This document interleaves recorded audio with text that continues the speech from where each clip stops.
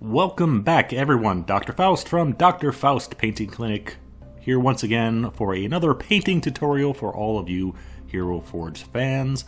This time we are painting a fire mage, and we're going to be going over a lot of stuff.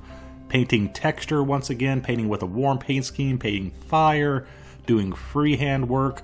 A lot of stuff to cover, so let's just jump into it. For a fire mage, it's quite logical to go with warm color like red, so we are going to go with that. It's very thematic. However, we're not going to use standard layering here because this is she's mostly robe. We want to make it a bit more interesting, so we are adding texture, and right now I'm just painting little dots of red, and this is done over a base coat or undercoat of black red.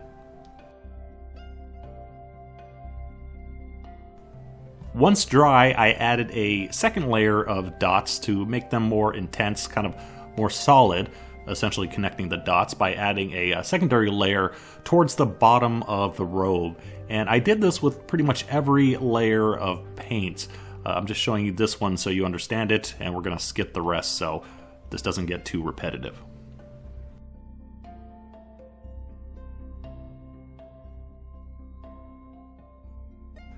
This is an extremely easy to do stippling technique. We're not using layers, which takes a lot of practice to learn. We are just doing dots. And we are starting off with our red, and we're going to be mixing in lighter color reds and basically just dotting over the dots we already did, adding those lighter color reds as we move further down to the hem of our robe.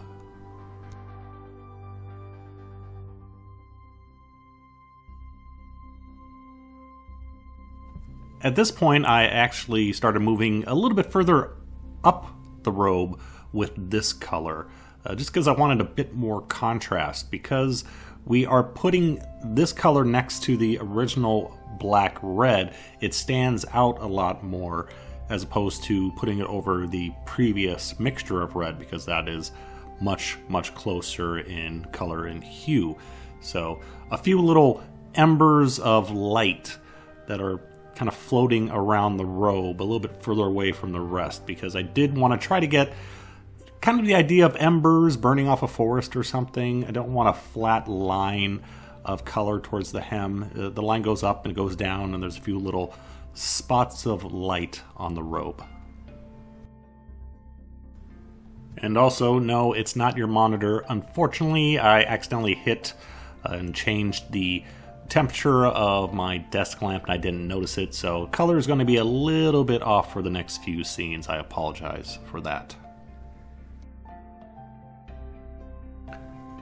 For our last color, I actually switched to a toothpick to apply it. Just sharpen the end, and I'm using that to dot in the final dots. Toothpick is a very good tool for dotting in colors. I didn't use it for the previous steps because I kind of wanted a broken, more lava-ish look, but when you want to make a perfect little circle, toothpick is a very good painting tool. Decided I wanted the base of the robe to have a little bit of a darker color, so we are applying a thin glaze of black towards the center so we get much more contrast between the center of the robe and out towards the end where we have that very orange, almost yellow color applied.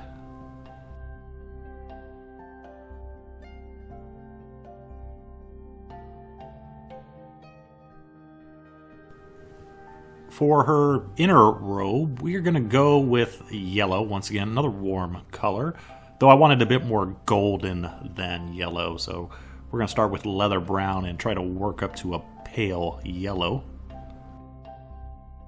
This is a good time to once again bring up color theming on a miniature. I keep referring to warm colors. If you don't know what that is, warm colors are red, orange, yellow. Cool colors are green, blue, and violet. And we have a fire mage here. We're using warm colors because it naturally fits well with our theme of, well, fire. Now, that is not to say that you cannot use cool colors when painting a fire-orientated mage, wizard, or whatever. However, reds lend themselves very well, warm colors lend themselves very well to the theme. But we could do this in green or blue or what have you, but it wouldn't be a thematic warm color, fire color throughout the entire miniature.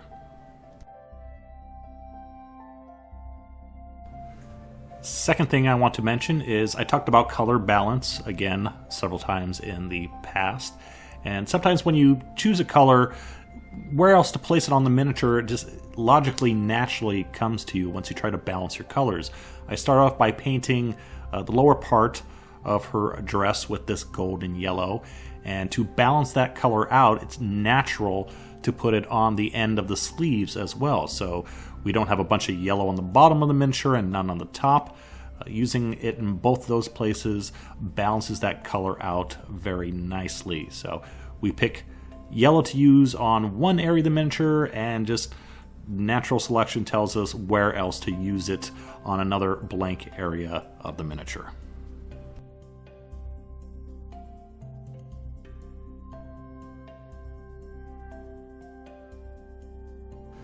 Alright, let's do some freehand.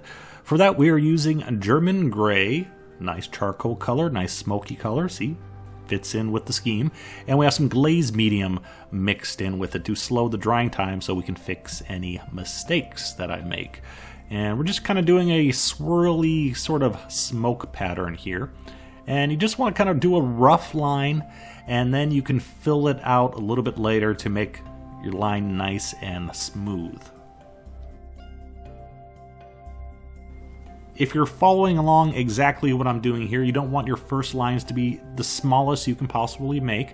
Make them a little bit thicker because we're actually going to put in a secondary color and highlight it. So we don't want to use the smallest brush we have because we're going to need a smaller brush for this spot.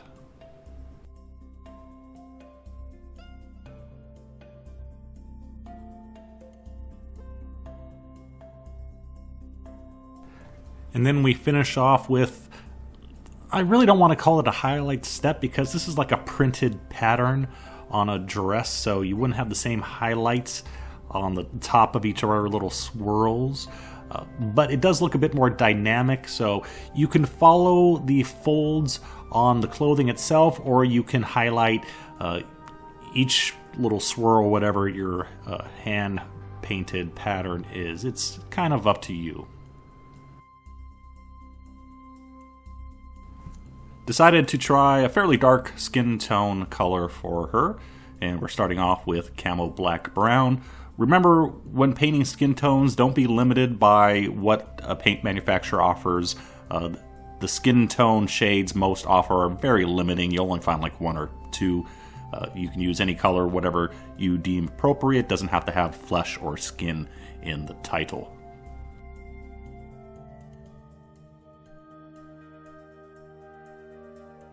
Also, remember, you can tweak a skin tone quite a bit just by changing out one color.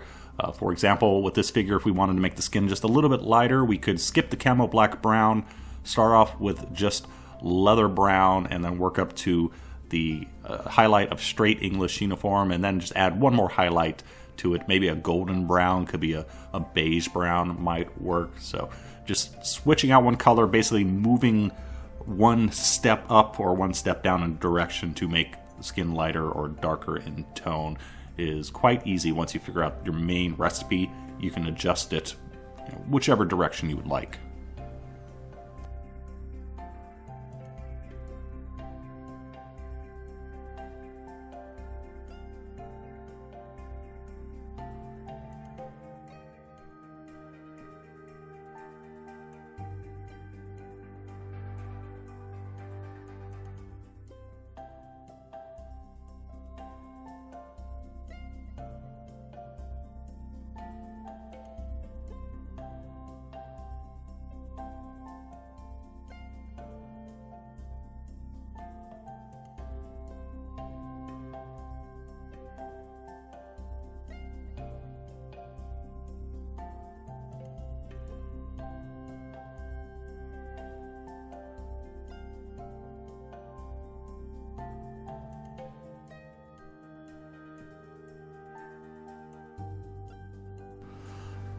Finally comes the fire, which is one of my painting banes. I really don't like painting fire. Fire is a translucent chemical reaction in reality, and trying to capture the look of fire with a solid object like this is very difficult to do, so I just try not to paint it whenever possible. However, we will soldier on and try to do our best here. Fire, you want to stick with yellows and orange colors. Stay away from red, which some people go a little bit too far here.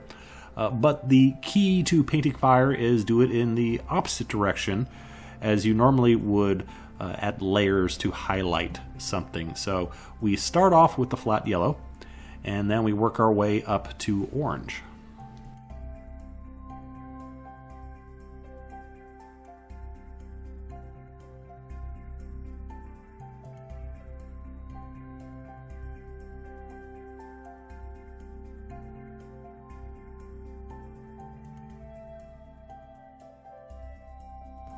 As you can see, the process is basically the same as if we were layering anything, except for working up to a darker color that instead of working up to a lighter color. I actually worked all the way up to deep orange, which I think was going a little bit too far. It was too close to red, so I had to go back and glaze that with a little bit of light orange to clean it up and to bring it more into that yellowish orange fire range.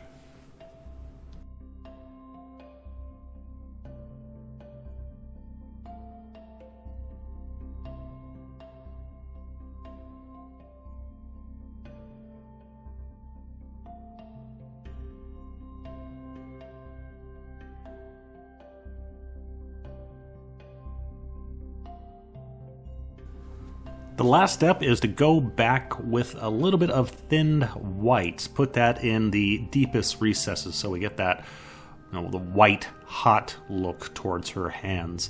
So we go from white to yellow to a light orange color, and that is our flame.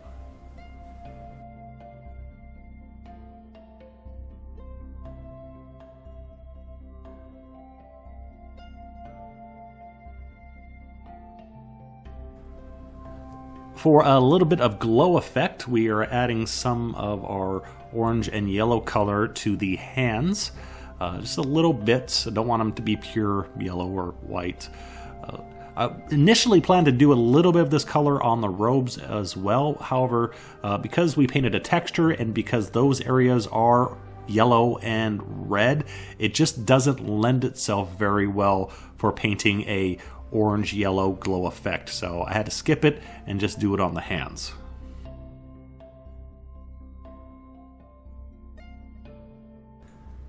After flat varnishing the miniature, went back and added a little bit of gloss varnish just to the gemstone on the staff on her back and also to the fire. So the gloss varnish gives just a little bit of sheen to those areas. Normally you don't gloss varnish fire. This is basically just experiment. I wanted to try it and see if it actually works to make it look better. So I'll let you be the judge of that, but just trying something new, that's how we learn how to paint. And there we go, there is our fire mage. Once again, feel free to name the figure. Currently I'm going with Venus, because she's your fire. So we took a fairly flat area on the miniature and made it much more interesting by adding a little bit of texture. And also the dress has that kind of ember, slightly lava look, a bit more ember I would say, which really fits the theme of a fire mage. And also it was really easy to paint. We didn't even layer it, we just made dots. We also did a little bit of freehand to the center area of the dress just to spice up that area. Remember with freehand, first of all, it's usually better if you kind of sketch out your design on paper first so you have a bit of a guide. But make your lines, start off with thin lines and just flesh them out to clean them up. And you can or can't add a little bit of highlighting or color in the center of the lines. It's up to you. I am terrible at freehand, so I'm not teaching you or showing you here anything very complex. If I can do it, you can do it too. And we also learned how to paint fire. Again, something that I am terrible at doing. I just don't like painting it. But we went over the concept. You start off with a white or very light yellow and work your way up to a light orange. We could have also added a little bit of, I would say German gray probably would be best. Add a little bit of smoke at the top of the flames, which kind of would have worked with the pattern on her inside of the dress because we used a dark gray there, but that's definitely optional. There's not really any billowing smoke in this figure, so decided to skip that. One thing I did not cover was doing glow effects. I wanted to do that for this miniature, but unfortunately I didn't quite plan ahead because doing an orange-yellow glow effect on a red and yellow dress just wouldn't work out. If we did the fire purple or something like that, or blue, then we could have done it, but I'm sure I will cover it in a future video at some point. So in the meantime, hope you learned something. Thanks for watching, and I will see you next time. Bye-bye.